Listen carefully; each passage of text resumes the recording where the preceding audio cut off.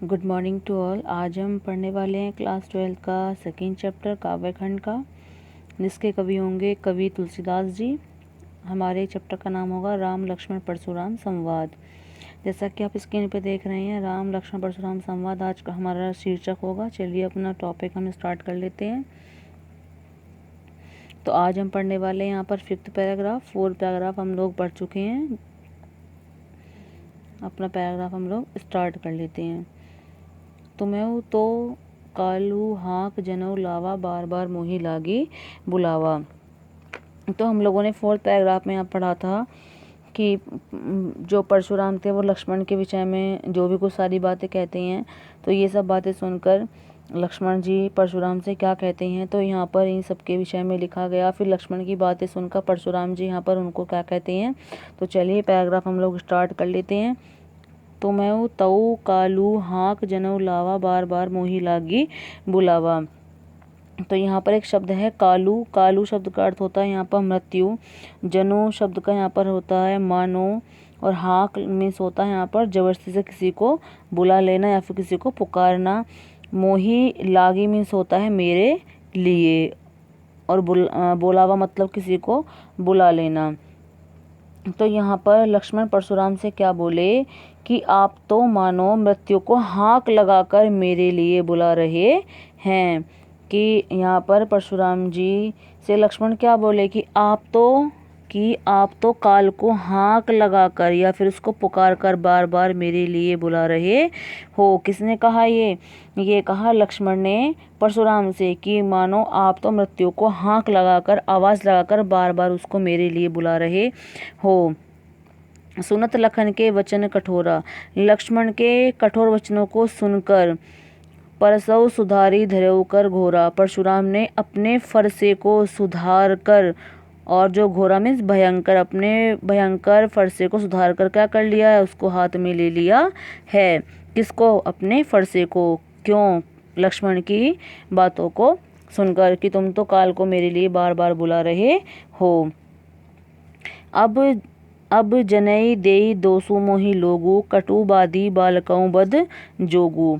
तो यहाँ पर एक शब्द दिया हुआ है। कटुवादी मीन्स होता है कड़वा बोलने वाला, और बदजोगु मीन्स होता है, कटुवादी मीन्स होता है कड़वा बोलने वाला, बदजोगु मीन्स होता है वध करने के योग्य। और यहाँ पर एक शब्द दिया हुआ है कि दोसु। दोसु मीन्स होता है दोष। तो यहाँ पर परशुराम जी क्या कहते हैं कि परशुराम जी कहते हैं यहाँ पर कि वे अब बोले, अब लोग इस बालक के वध के लिए मुझे दोष ना दें। अब जनई देई दोसु मोहि लोगु, कि यहाँ पर जो ये बालक है लक्ष्मण, अब जब मैं इसको मारने वाला हूँ तो यहाँ पर कोई भी लोग मुझे दोष ना दे। अब जनई देई दोसु मोहि लोगु, अब मुझे यहाँ पर कोई भी दोष ना दे, या फिर मुझे कोई भी लोग यहाँ पर अब दोष ना दे। कटुवादी, यह कड़वा बोलने वाला बालक मारे जाने ही योग्य है। बाल बिलो की बहुत मैं बाँचा, अब ये हूँ मर निहार भी साँचा। तो यहाँ पर हम लोग थोड़ा सा देख लेते हैं वर्ड मीनिंग के विषय में। साँचा मिस होता है यहाँ पर सचमुच में, मर निहार मिस मरने के योग्य, और यहाँ पे एक शब्द है बाँचा मिस बचाना, बिलो की मिस देखकर या फिर समझकर, बाल मिस यहाँ पर बालक के लिए कहा गया है कि मैंने इसको बालक देखकर या समझकर बहुत बार बचाया। किसके लिए कह रहे हैं परशुराम जी? यहाँ पर लक्ष्मण के लिए कह रहे हैं कि मैंने इसको बालक देखकर या फिर समझकर मैंने इसको बहुत बार बचाया है। अब यही मरनिहार भा साचा, लेकिन अब यह सचमुच में यहाँ पर मरने के लिए आ गया है। किसके लिए कहा गया है? ये लक्ष्मण जी के लिए कहा गया है।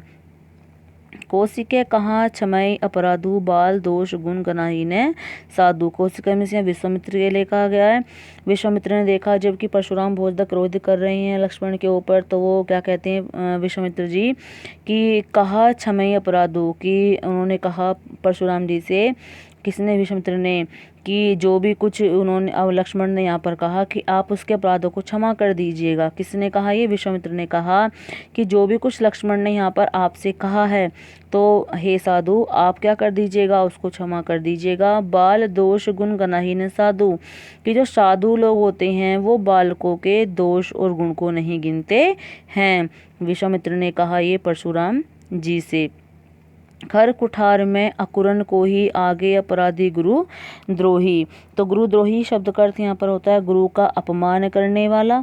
अपराधी यहाँ पर वही अपराध करने वाला होता है, इसको अपराधी कहा जाता है।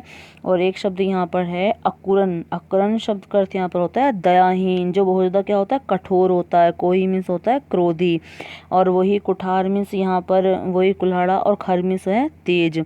तो आगे यहाँ पर परशुराम जी क्या कहते हैं कि परशुराम बोले, विश्वामित्र जी से बोल रहे हैं परशुराम जी। विश्वामित्र ने कहा कि अपराध क्षमा करें, बालक के गुण दोष नहीं गिना करते हैं।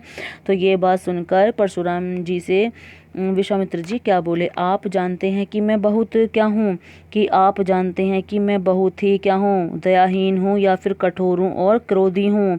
परशुराम जी कह रहे हैं विश्वामित्र से कि आप तो जानते हैं कि मैं दयाहीन हूँ और बहुत ज़्यादा ही क्या हूँ, कठोर हूँ और क्रोधी हूँ।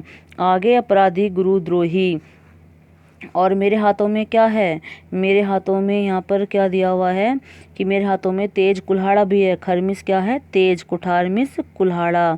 कि मैं क्या हूँ, यहाँ पे एक बार हम दोबारा फिर से इसको देख लेते लाइन को, कि मैं बहुत ज़्यादा क्या हूँ, दयाहीन हूँ और बहुत ज़्यादा ही क्रोधी हूँ। और मेरे हाथ में क्या है, खरमिस तेज, कुठार मिस कुल्हाड़ा, और मेरे हाथ में जो है तेज कुल्हाड़ा है।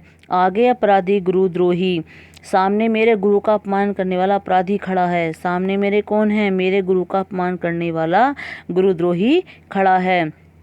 यहाँ पर मेरे गुरु का अपमान करने वाले से मतलब परशुराम जी का शिव जी के धनुष तोड़ने वाले से है, क्योंकि परशुराम के गुरु जो थे वो कौन थे, शिव थे। और उन्होंने राम ने शिव के धनुष को तोड़ दिया था, तो इसलिए उनको वे अपना क्या मानते हैं, परशुराम जी उनको अपराधी मानते हैं।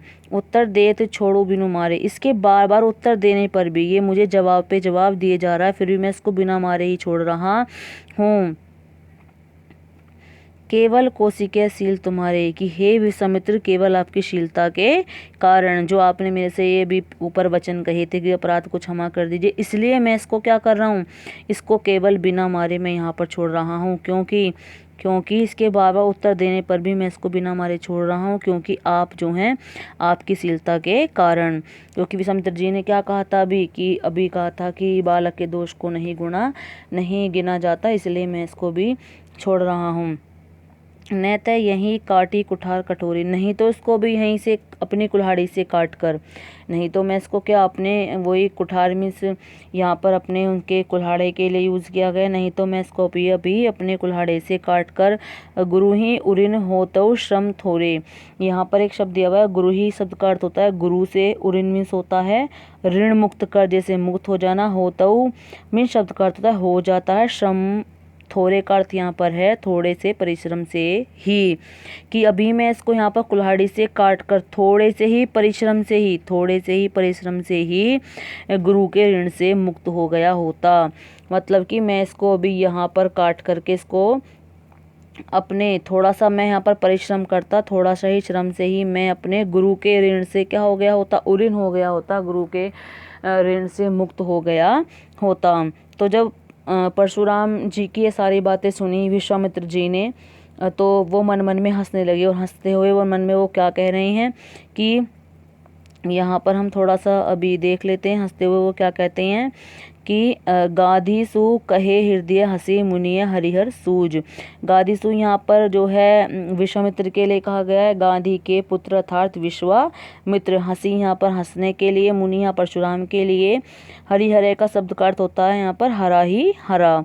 तो मुनि अपने मन में हंसते हुए कहते हैं, यहाँ पर मुनि से मेरा मतलब यहाँ परशुराम जी के विषय में कहा जा रहा है। विश्वामित्र अपने हृदय में हंसते हुए कहते हैं कि मुनि को सब कुछ क्या सूझ रहा है, मुनि को सब कुछ हरा हरा ही सूझ रहा है। अर्थात वे सब क्षत्रियों को हराने के कारण राम लक्ष्मण को भी सामान्य क्षत्रिय मान रहे हैं और उन्हें आसानी से मार डालने के लिए सपने देख रहे हैं। वे यह नहीं जानते कि उनके सामने कि यहाँ पर ये कोई आम बालक नहीं है, ये कोई सामान्य क्षत्रिय नहीं है जिसको आप आसानी से मार सकते हैं। ये कौन है कि अमय खांड ने उख में अजहू ने बूझ ने बूझ।